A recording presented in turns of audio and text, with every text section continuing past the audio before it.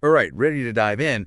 Today, we're tackling operations manager interviews. Oh, this is a good one. And, we've got some awesome resources from RoleCatcher to help us out with this. Absolutely. Their guides and AI are invaluable for anyone prepping for these kinds of interviews. So we're talking career guides, interview guides. We're going deep. Deep dive is right. Let's get into it. Goal is, by the time you're done listening, you're going to feel super confident walking into that interview. Yeah, no more interview jitters. So operations managers, Mm. right? They're kind of the backbone of any company, wouldn't you say? Definitely.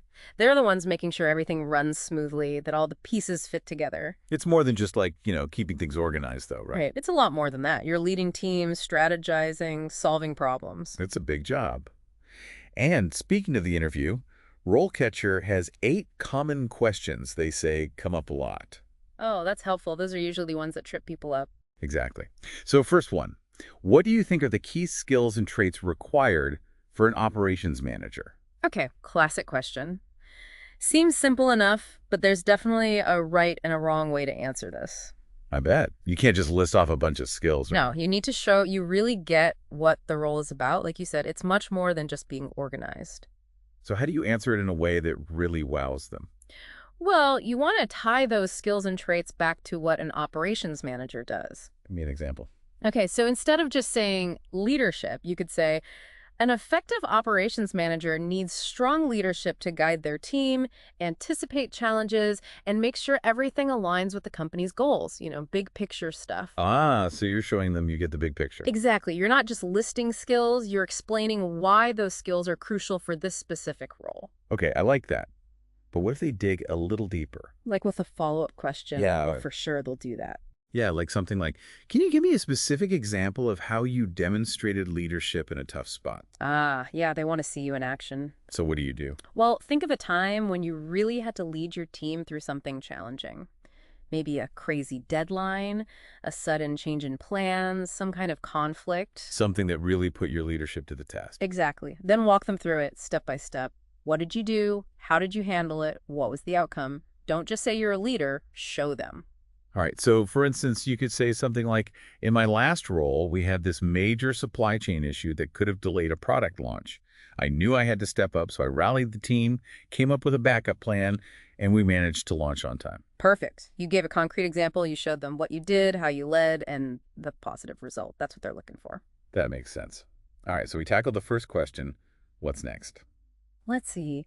How do you manage risk in an operational environment? That's a good one. Gets at your problem-solving abilities. Yeah, everyone says they're a good problem solver, though. How do you actually prove it in an interview? Again, be specific. Don't just talk about identifying risks in general. Right, right. Think about a specific risk you faced in your work and how you tackled it. Walk them through your process, how you identified it, figured out how bad it could be, and then what you did to reduce the risk. So if I were you, I might say something like, at my previous job, I noticed this potential bottleneck in our production.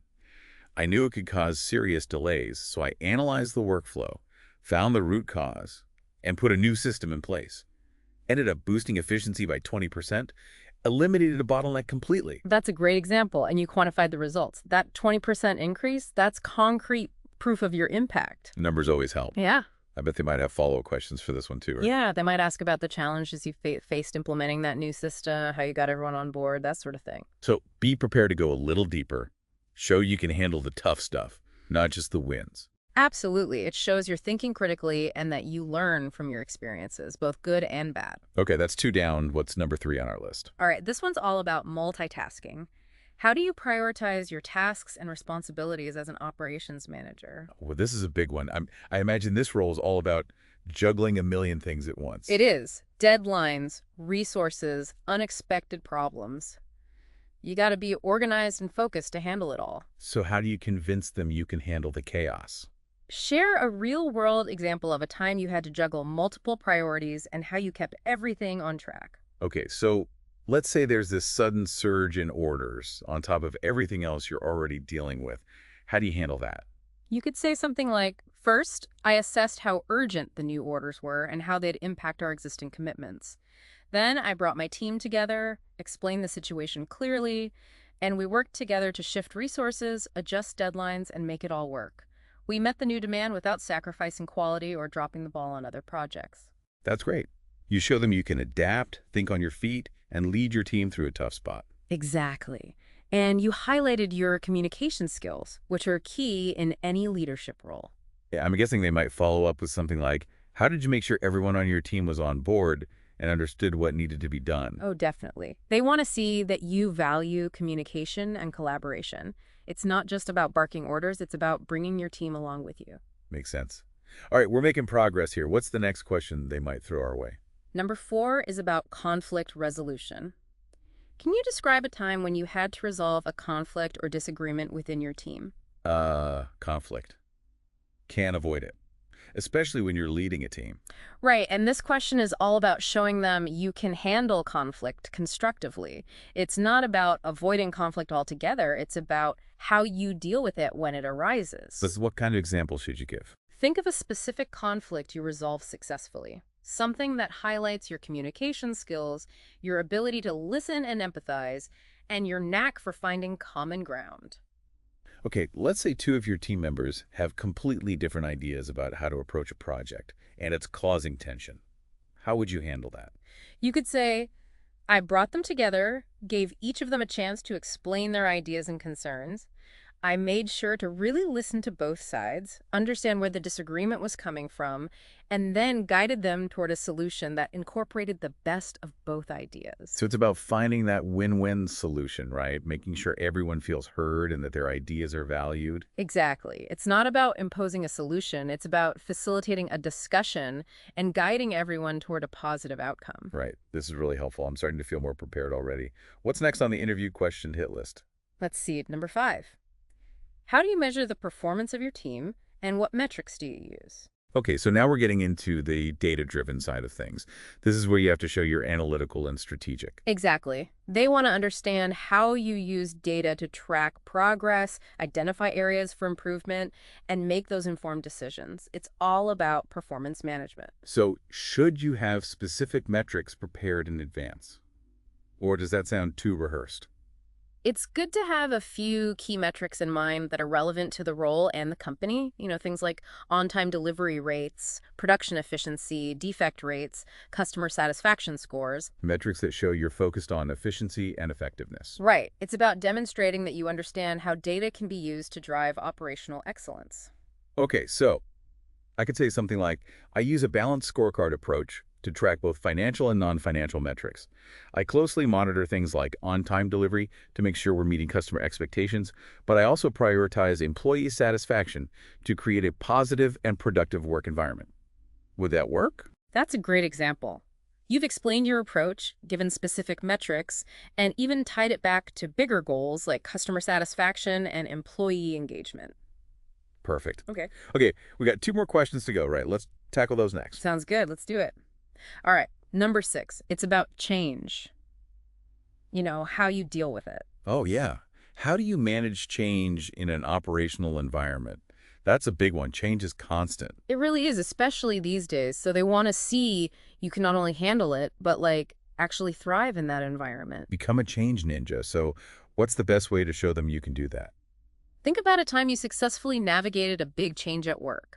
Maybe a new system, a shift in the market, even a merger. Something that really shook things up. Exactly. What did you do to get your team ready, communicate effectively, and make the transition as smooth as possible? Okay, so for example, let's say you were in charge of implementing a new software system company-wide. Seems like that happens a lot. Oh yeah, super common. So you could say something like, in my previous role, I led the implementation of a new CRM across every department. Big project. It was. I created a detailed training plan, made sure everyone had the support they needed, and addressed any issues head on. Proactive. Had to be. The result, we adopted the new system smoothly, kept things running, and saw a big improvement in overall efficiency. Nice. So you show them you can lead through change, manage projects, and even quantify the positive outcome. Hit all the key points. And be ready for follow-ups. They'll probably ask about challenges you faced during the implementation, how you overcame any resistance, that sort of thing. Always those follow-ups. Always. They want to see you can think on your feet and handle those curveballs. All right, on to question number 7. This one seems like a tough one. Can you describe a time when you had to make a difficult decision as an operations manager? Oh, yeah. This one's all about judgment, your decision-making process. How do you handle the pressure? They want to see how you think things through, Mm. right? Not just make a snap decision. Exactly. How do you gather information, weigh options, and make a call that's in the company's best interest? It's a lot to unpack in one answer. It is. So think back to a time you faced a really tough choice, one with trade-offs, risks, maybe even conflicting opinions. A real nail biter. Exactly. Walk them through your thought process, the data you looked at, the different factors you considered, and how you arrived at your final decision. Okay, so let's say I had to decide whether to invest in brand new equipment or try to upgrade our existing system. How would I explain that decision? Perfect example. You could say something like, we were facing a tough decision about whether to go with a whole new production line or stick with our existing setup and upgrade it. Take a breath there. Big financial implications either way. For sure. I knew this would impact our production capacity and our budget big time, so I gathered data on both options. Pause. Get that data? Did a thorough cost analysis, projected the ROI for both scenarios, and looked closely at how each choice would affect our overall production. Another breath. Lots to consider. Tons. After weighing everything, I recommended upgrading our existing system. Why that route? It was the most cost-effective solution that still let us meet our production needs at the time. Makes sense. So you showed them, you didn't just jump to a conclusion, you considered all the angles, used data to back up your decision, and ultimately chose the best option for the company. Nailed it. And, it's okay to be honest about any challenges you faced or even potential downsides to your decision. Really? Yeah, it shows you've thought it through and you're not afraid to acknowledge the complexities of these situations. Makes you more human, more relatable. I like that. Authenticity. Okay, before we move on to that last question, I want to circle back to RoleCatcher's AI. We talked about the guides and how helpful those are, but is there anything else they offer that can give you an edge in these interviews? Oh, definitely. One of the coolest things they have is their AI-powered resume and interview answer analysis. Hold on, AI can analyze my answers. It can. Think of it like having an AI coach right there with you, helping you tailor your responses to each specific job you're applying for. Okay, that sounds kind of futuristic, but also amazing. How does it actually work? You upload your resume, and you can even practice your answers right on their platform. The AI looks at your content, compares it to the job description, and gives you feedback on how well you're addressing those key skills and qualifications they're looking for. So it's like a personalized feedback loop, helping you fine-tune everything and boost your chances of getting the job.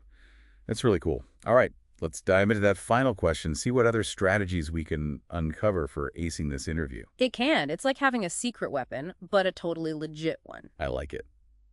Okay, so we've covered 7 questions. What's that last one RoleCatcher says is a must prep? Last one is all about making sure everyone's on the same page. It's how do you ensure your team is aligned with the company's goals and objectives? So it ties back to that strategic thinking we talked about earlier, making sure everyone's rowing in the same direction. Exactly. You need to show you can connect the company's big picture vision with your team's day-to-day work. Can you translate those goals into plans and then motivate your team to achieve them? That's what they're looking for. It sounds like a tall order. How do you actually demonstrate that in an interview? It seems a little, I don't know, abstract. Yeah, it can be. Start by showing that you understand the company's mission, their vision, where they want to go. Then share a specific example of how you've taken those high-level goals and brought them down to your team's level. Okay, so give me a concrete example. How do I actually do that? Okay, let's say the company's main goal is to boost customer satisfaction by 10%. Big goal. Huge. Right. So you could say something like, I made sure my team understood how important that goal was and how their work contributed to it. So everyone feels like they're part of something bigger. Exactly. We implemented new customer service training, set clear targets for response times, how quickly we resolve issues, and we made a habit of reviewing customer feedback regularly to see where we could improve. So you're showing them you can take that big company-wide goal and break it down into actionable steps for your team. Right. You're setting clear objectives, tracking progress, recognizing achievements. And creating that culture of accountability.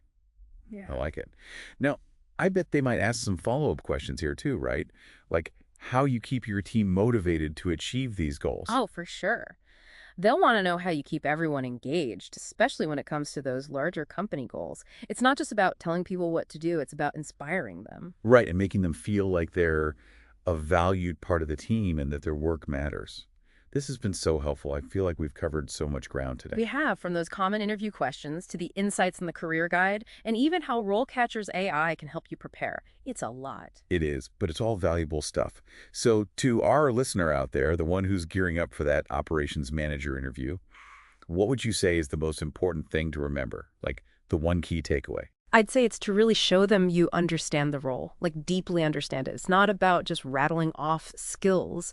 It's about demonstrating how you've used those skills to get things done, to solve problems, to make a real impact. And RoleCatcher, their resources can really help you do that. Yes, use those resources. They're there for a reason. And remember, preparation is key, but so is being yourself. Let your passion for the role shine through, and don't be afraid to let your personality come through. Good luck.